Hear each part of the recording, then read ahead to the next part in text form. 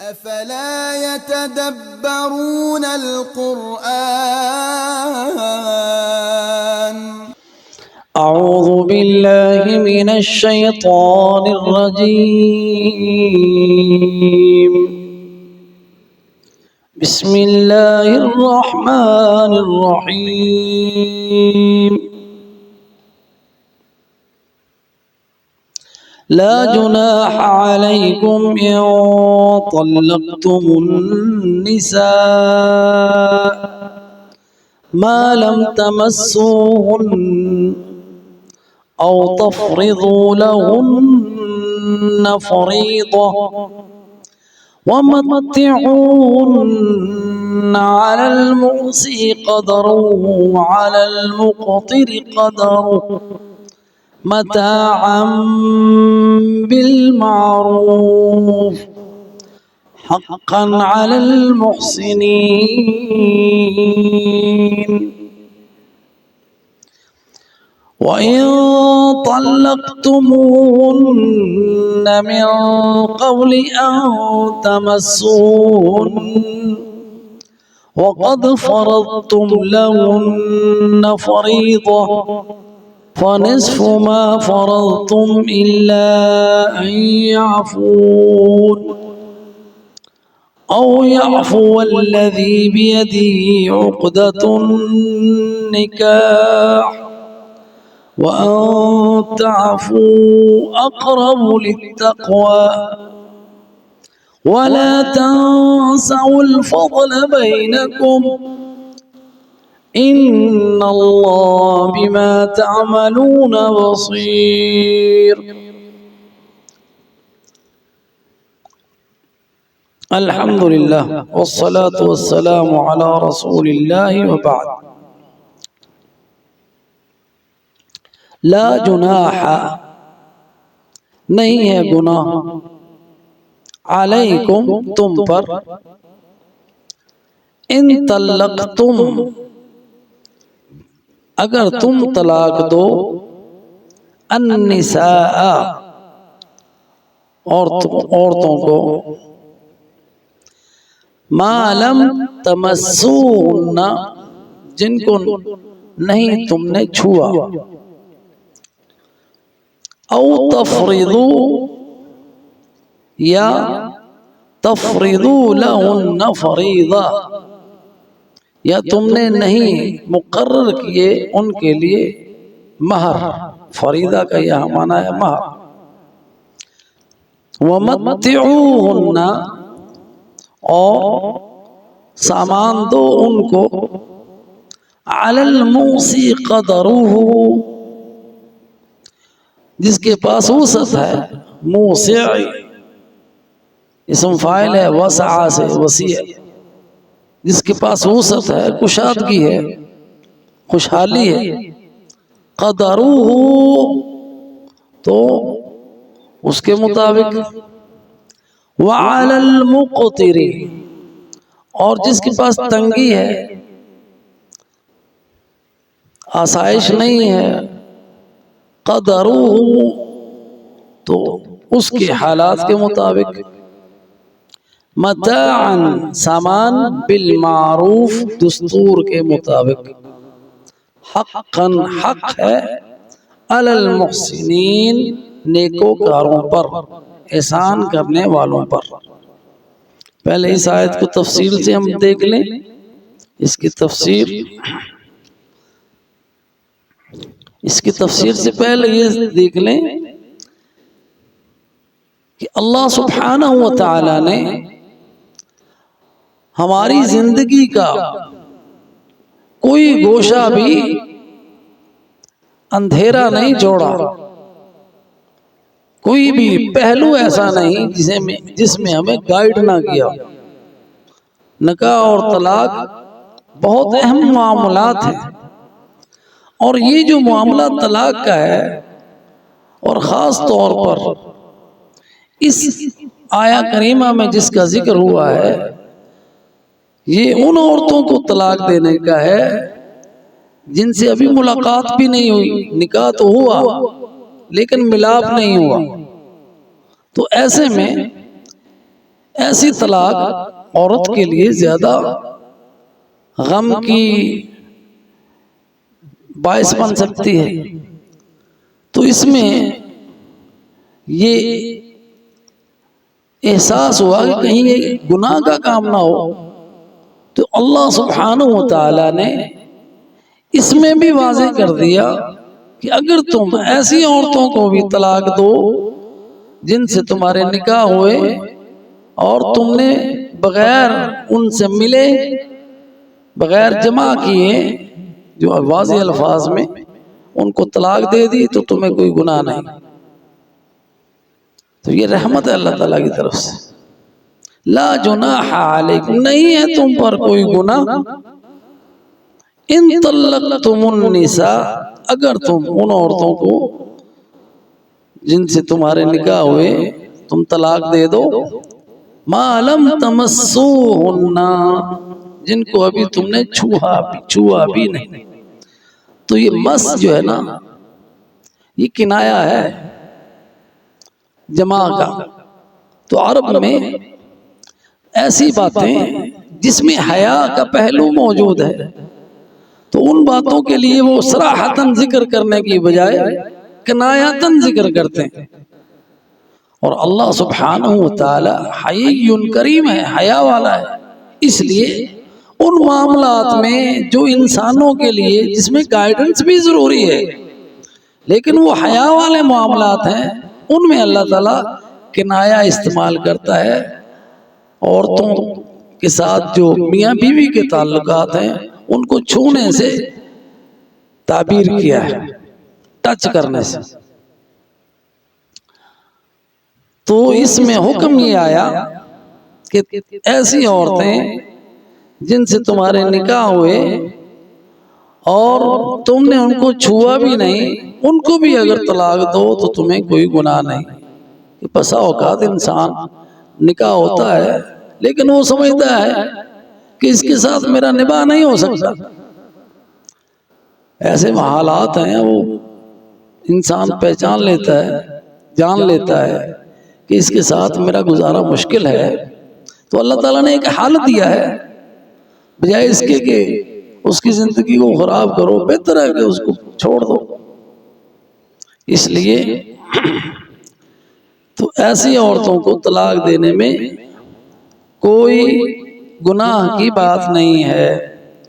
اس کے بعد فرمایا او تفرضوا لہن فریضہ. یہ جو او ہے نا، یہ او عام طور پہ دو چیزوں کے اختیار کے لیے ہوتا ہے. جیسے اردو میں یا ہے، یا یہ یا وہ، انگریزی میں اور آتا ہے.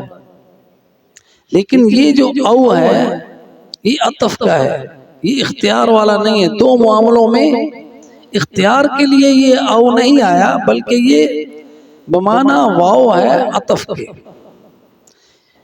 تو معنی اس کا کیا ہوگا؟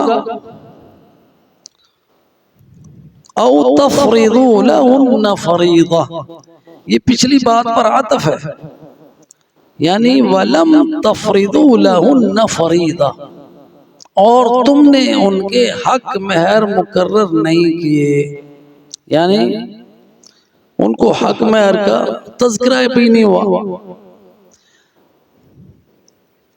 تو حق مہر جو ہے نا، یہ جو نکاح کے ارکان ہیں ان میں سے نہیں ہے. یہ بات سمجھیں. یعنی منع ممانعت جو ہے نا، ممنوع چیزیں وہ یہ ہیں مومن کے لیے کہ وہ کسی کافر سے نکاح کرے. کافر عورت کے لیے منع ہے کسی یعنی مومن کافر سے نکاح کرے یا کافرہ سے نکاح کرے. اسی طرح اگر ملعنہ ہو گیا تو وہ بھی منع ہو گئی. اسی طرح بغیر ولی کے نکاح نہیں ہے. تو جو حق مہر ہے اس کی بھی کچھ صورتیں ہیں. ایک یہ کہ ولی جو ہے وہ نکاح کرے بغیر حق مہر کا تذکرہ کیے،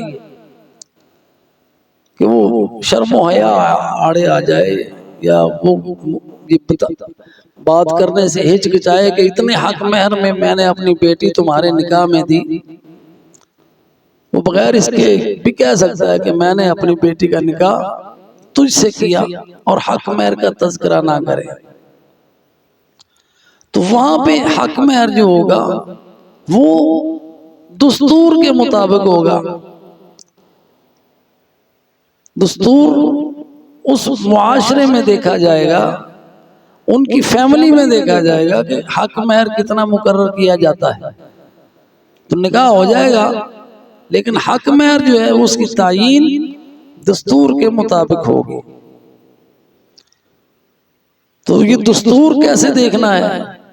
اس کی بہنیں ہوں گی، ان کے نکاح ہوئے تو کتنے حق مہر میں ہوئے، ان کی چچے کی بیٹیاں، اس کے خاندان میں جو نکاح ہوئے وہ کیسے، ان کے محلے میں جو نکاح ہوتے ہیں عام طور پر اس کا حق مہر کتنا رکھا جاتا ہے۔ تو اگر تو اتفاق ہو جائے تو پھر تو کوئی معاملہ نہیں ہے، چاہے جتنے پہ بھی ہو جائے، ہزاروں پہ ہو یا لاکھوں پہ ہو، اللہ تعالیٰ نے اس کے لیے کوئی حق مہر کی لمٹ رکھی نہیں ہے، نہ کم کی نہ زیادہ کی، وہ اتفاق کی بات ہے۔ تو اگر اس میں کوئی اختلاف آتا ہے دونوں فریقین میں، طلاق کی صورت میں اب حق مہر واپس لینا ہے، تو ایسی صورت میں اگر اختلافات ہوتے ہیں تو پھر فیصلہ قاضی کے پاس جائے گا، تو قاضی جو ہے وہ دیکھے گا ان کے خاندان میں کیا دستور ہے، اس کے مطابق وہ فیصلہ کرے گا کہ اتنا حق مہر دے دو۔ ورنہ جب لڑائی جھگڑا ہوتا تو پھر کہتے ہیں ہم نے تو زیادہ سے زیادہ پہلے مقرر نہیں کیا نکاح کے وقت، بعد میں اگر اس طرح کا معاملات آ گیا طلاق کا تو پھر زیادہ سے زیادہ کا مطالبہ شروع کر دیتے، تو ایسے میں پھر قاضی فیصلہ کرے گا کہ ان کے درمیان کتنا حق مہر کا دستور ہے وہ مقرر کرے گا۔ خیر،